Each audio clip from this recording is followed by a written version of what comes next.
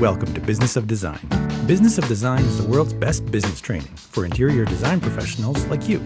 The Business of Design podcast offers immediate, actionable strategies and a glimpse into some of the many field-tested, proven systems you can implement to transform your business and your life. After the show, head to businessofdesign.com and get started with the BOD 15-step project management strategy and 6 foundational programs. Together, they deliver the systems, procedures, and strategies you need to run a successful, highly profitable design business. There's no theory here.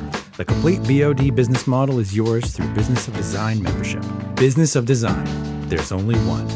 And now, your BOD Advocate-in-Chief, Kimberley Seldon. Well, hello, you fabulous interior design professional. I am so glad you're here. Welcome to Business of Design. It's me, it's Kimberley, and I've got 3 random thoughts for you today. I don't even know what I'm going to talk about, except that my mind is kind of overflowing with conversations I've had with BOD members and not BOD members who have hired me for business coaching. Some of the stuff that's going on right now seems to be a bit crazy. So I thought, wow, why don't we just have a conversation about what seems to be happening out there in our world? Before we do that, though, you know we've got to hear from Cheryl Horn. So let's do that first, and then I will be back with 3 random thoughts. Thanks, Kimberly. Coming up on June 26th is our next BOD Live member meeting, and we're going to be talking about a hybrid model contract. So still following the BOD 15, a combination of our hourly fee and flat fee methods rolled into one. More and more members are asking about it, so we wanted to address some of those questions. So mark your calendar and join us for BOD Live. Again, that's on June 26th at 1 p.m. EST. And then, of course, we still want you to save the date and start making plans to join us on October 26th at High Point, where we will be celebrating 20 years of Business of Design. So many more details to share with you that are coming up so soon. But for right now, all I want you to do is head to the website, mark your calendar for October 26th, and start making plans to attend High Point Market.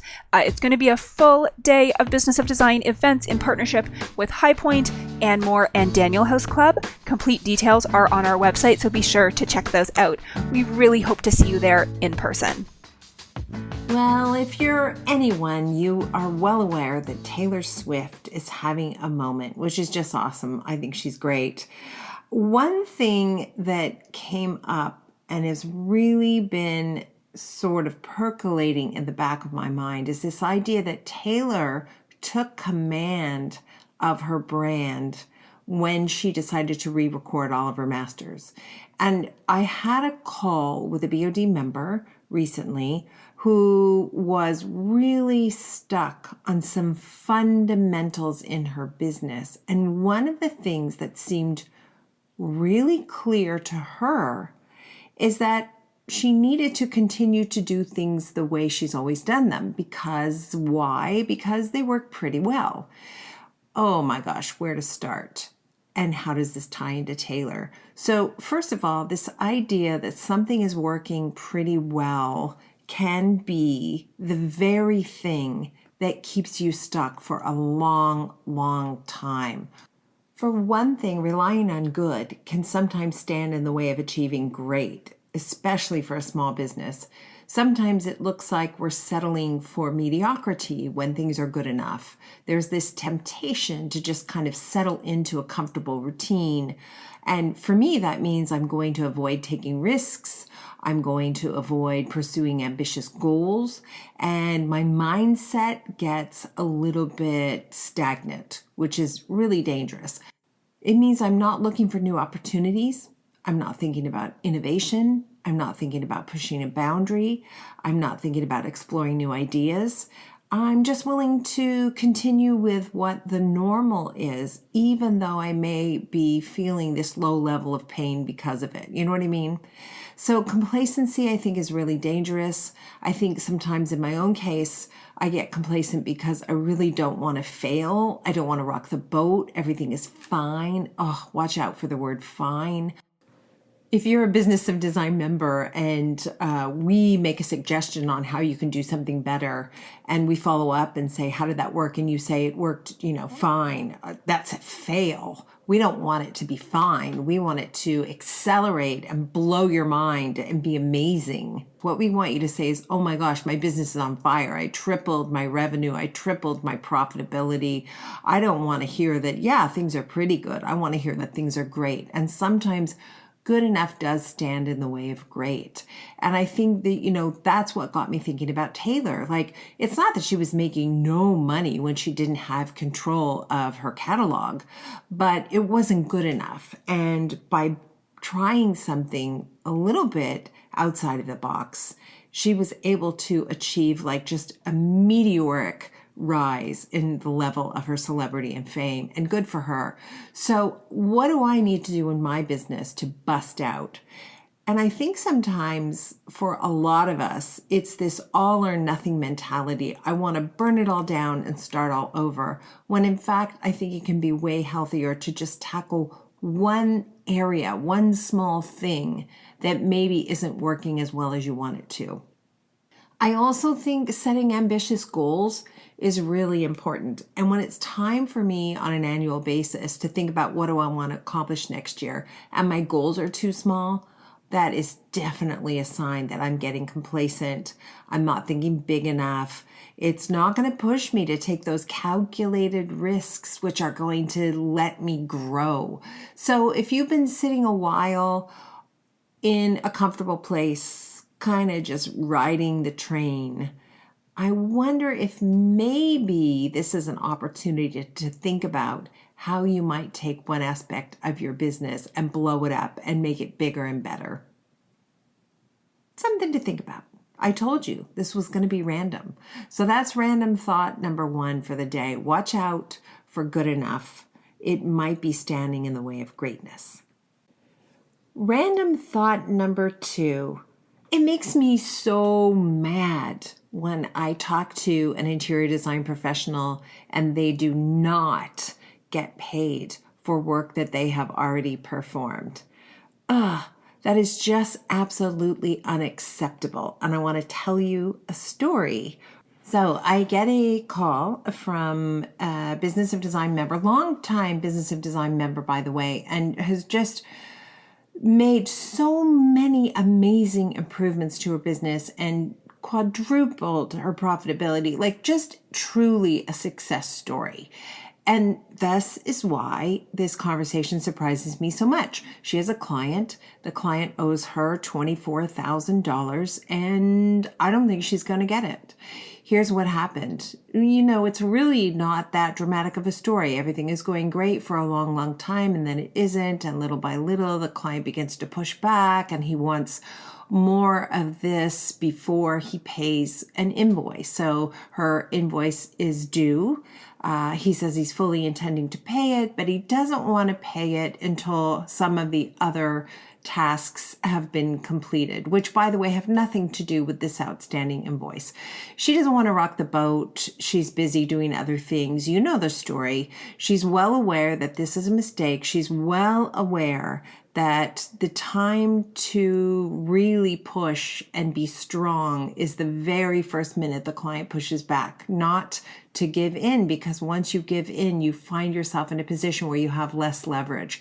But anyway, she decides it's an invoice that's, about $11,000, and she's going to complete the family room because he was a little bit annoyed about a couple things that happened. So she's just going to get that completed, and then he's going to pay that invoice and the upcoming next invoice. And of course, by the time there are these 2 invoices happening, or I think it might even be 3 invoices now, she's owed $24,000. So, she's phoning me for her coaching call, for her monthly coaching call that we have. And I'm like, well, it's not really that big of a problem. How big is your retainer? And then there's this long, awkward pause. And I'm like, what's going on here? What happened? So here's what happened. She'd worked with this client before, and had a really good experience with him. And when she proposed the retainer at the beginning of the project, he pushed back. He said, we've had a good relationship, a long history of working together. I'll pay. That feels really offensive to me. I'm just not comfortable with it. If you want the job, we're going to move forward with a $5,000 retainer. That's the max I'm willing to give.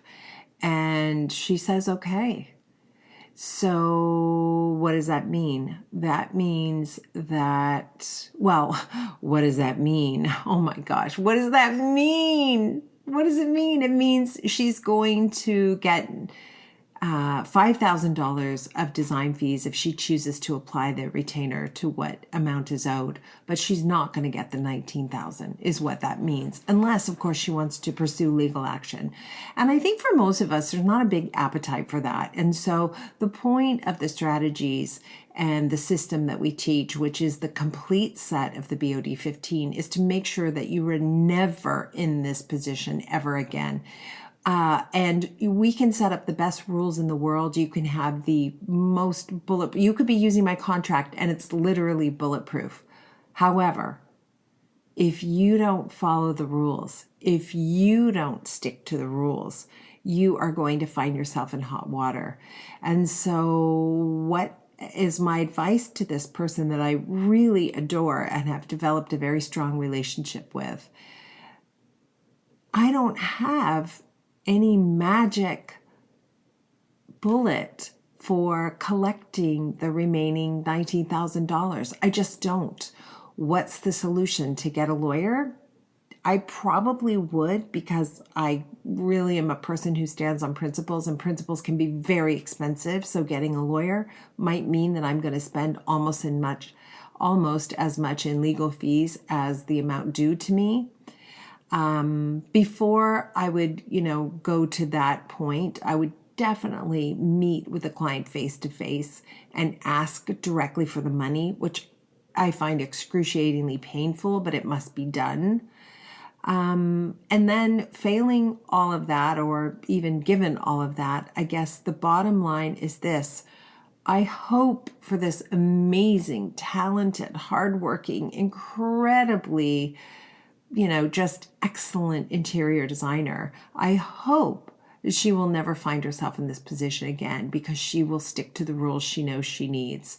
And the truth is, most clients won't press us on the rules, right? Most clients are compliant and want to do the right thing. And I even had a client recently where we struggled to get a couple of our invoices paid. It turns out that he had been writing the incorrect address on the checks. It took us a while to figure it out. But initially I was kind of suspicious, like, is he playing games? Is he not paying us? No, he wasn't. It was going to the wrong place. It was an accident. It was human error, and it can happen. And he's very kind. And I felt bad that my mindset was so cynical. But the truth is, every once in a while, someone comes along who is willing to take advantage wherever they can. I don't think that I'm that kind of person. I don't think I would do that to anyone. But the truth is, we've all met that person, right? And they usually have to come up with some justifiable reason they are withholding funds. It's not like they say, I'm just going to withhold these funds because I can. They're usually going to point to the fact that, this thing happened over here and I wasn't very happy with it. So because of that, it is your fault that I am not going to pay you for work that you have performed. And that's the moment where I need to be strong and courageous and stop work, just like my contract says. Don't let it get to a point where you continue to perform more tasks, to do more work before you get paid. Gosh, I know it's closing the door after the barn door after the cows have left, or after the horses have left, or after some animal has left. I know it. But the fact of the matter is, the situation will present itself again. And I want to also say, she's not the only person I've had a conversation with recently who has been a little bit gun shy about proposing robust retainers. when the economy feels unsettled, as maybe it does right now. It's so interesting. I've been listening to a ton of podcasts from economists, and the economy is rocking strong. I mean, there's just absolutely no reason for the fear that's out there in the world. I won't get into the details, but the bottom line is we're experiencing the fear of a poor economy, but the reality for most people, not for everybody, but for most people is things are quite good and quite strong.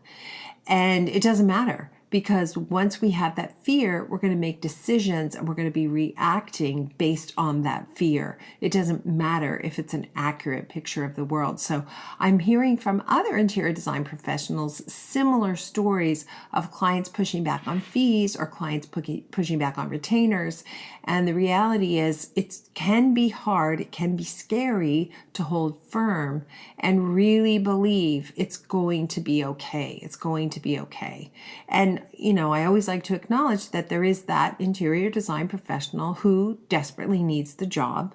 And there's no judgment from me if you decide to take it even when there's pushback. There's no judgment from me, because I remember all too well what that feels like. But if there's any way you can stay firm and be the expert, square your shoulders, use your, deepest speaking voice and state your needs, clearly and specifically, and stick to the rules that you have in your contract, I know you're going to be happy that you were able to do that. So that's random thought number 2. You can have the best contract in the world, you can have the best rules in the world, but ultimately you're the gatekeeper.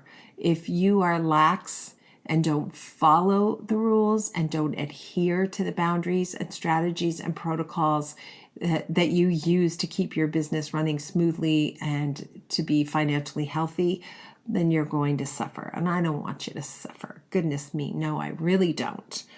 Let's see. Random thought number 3. Okay, this really is a random thought. I have this tiny little newspaper article that's sitting on my desk, and from time to time I read it and I just laugh at the situations we can find ourselves in. The title of the column, title of the piece is "He Died for a Dream Home." And this is an article from Berlin, and it's got to be from the 90s. And it's a German man that says a German man was stabbed to death by his wife during an argument about which color to paint the walls in their house, police said yesterday. The dispute flared as the man, 53, and his wife of 3 decades were redecorating. Angered and frustrated by the escalating feud, the man got a kitchen knife and suggested to his wife she use it on him, police said. The woman, 50, grabbed the knife and plunged it into his heart. Emergency workers were unable to save the man. Both had been drinking, according to police. This is not a happy story, but it just reminds me of how intense feelings can be when you are in the middle of a renovation or a decorating project, and the kind of negotiating we need to do in order to figure out what's really going on with clients. So we've had 2 clients recently. It could just be, the sign of the times, but 2 clients recently who didn't have the budget to do everything on their wish list. Not really a surprise when a client's wish list doesn't match the budget, right? That happens all the time. And I don't believe it is my job to go around and find inferior, inexpensive, poor quality goods to meet some made up budget. So our philosophy is we price the wish list and then the clients let us know what they want to go forward with. But recently I've had 2 clients who just don't have the budget, which is totally fine. And in both cases, the husband and wife are kind of not on the same page about what should be a priority. And I've really had to stand in my strength as an expert and be very firm and push back on how they want to spend money. So let me give you specifics. So this one client, we are literally the 4th designer they've hired. So the house is lovely. It's not done. There's no room in the house that looks complete. Every room is sort of started. And you might think, why on earth would you be willing to be the 4th designer on a project? And the answer is these are very good friends of really good clients. And according to my really good clients, they wanted to hire us first, but they were afraid we were expensive. So they kept trying these other people, and it just went from bad to worse. So that, I felt, okay, I'm going to do this project. So we do the presentation, and the final budget is, $250,000. And that's just not the money that they have on hand. That's just not the discretionary income they want to spend on the project right now. No problem. I totally understand that. So I suggest how we can break it up into phases, and they go away and come back with a different plan. And the different plan includes doing a little bit in the living room, a little bit in the dining room, a little bit in the great room, and a little bit in the primary, and a little bit in the kitchen. And the easiest thing in the world for me to do would be, okay, that's what you want to do. That's what we're going to do. But I thought, no, that isn't a good way for them to spend their money. I'm the expert. I have to have the courage to tell them that that's a very bad approach. So I gave it some thought. I kind of scripted out some of the things I wanted to say, and I called a meeting. And I think the meeting went really well. So here's what happened. I said, when you hired me, you told me that we were the fourth designer who's been in here. And I'm looking around your house, and I see there are some lovely things that have been started. There are some misses, some mistakes that you've spent money on, which is too bad. But the bottom line is this: when you come home at the end of the day and you turn the key, you put the key in the door and you open the door, you are not greeted with the home that you dream of having. You are just not. And for that reason, I would much rather focus on 1, 2, or 3 rooms rather than the whole house. So my proposal instead was, let's tackle the dining room, the living room, and this little adjacent space, which we're calling the bar. And if you can get those 3 rooms completely done, when you walk through the door at night, you will say, wow, I love my house. And these are the rooms you entertain in. So you can have friends over, and you don't have to do what I know you always do, which is this. Someone comes over and they say, oh, I love your dining room table. And then you follow that up. The clients follow that up with, well, yeah, but really look at the artwork. It's terrible. The draperies are so bad. We haven't finished this room, and blah, blah, blah, blah, blah. Nobody wants to hear it. So instead, let's complete the room. So when friends come over and say, the dining room looks great, you can say, thank you. I'm so happy with how it turned out. And this is not what they had in mind. And we had to do several rounds of going back and forth on what needed to happen. But we finally got to a place that we can all be happy and comfortable with. And the husband, it was really funny. He said, Kimberly, this is not the way I think we should do it. However, we're going to trust you, and we're going to go with your recommendation. And I hope you're right. I hope you're right that when I open the door, I'm going to love my house again, because I'm really frustrated with everything. So, it's just not easy sometimes to get between a couple and their ideas of how they want their house to look.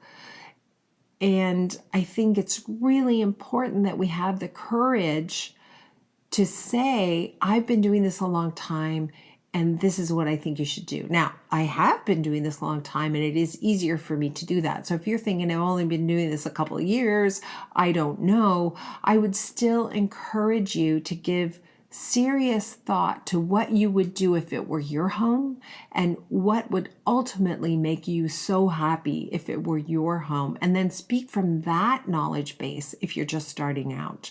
It won't take long. You get 4, 5, 6 projects under your belt, and you can stand into a greater expertise. So that's random thought number 3, that our jobs do contain some psychology. We do sometimes have to interpret for couples. We do sometimes have to figure out how we can make them both happy.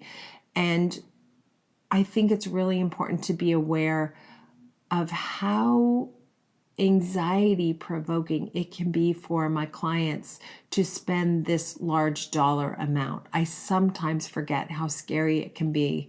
So random thought number 3, like really lean into your empathy and then embrace your expertise. You guys are awesome. Thank you so much for letting me ramble on like this. If you've got a great idea for the podcast, if you've solved something in your business, I would love to have you be a guest. So please reach out to Cheryl at businessofdesign.com. Get on board. Can't wait to see you on the show. Have a great week, everyone. Thanks for listening and supporting the BOD mission to improve the industry one design business at a time. If you're ready to implement an exact business model for running a streamlined, profitable business, field tested by thousands of design professionals around the world, head to businessofdesign.com and get started today. It's time to dramatically improve your business and transform your life.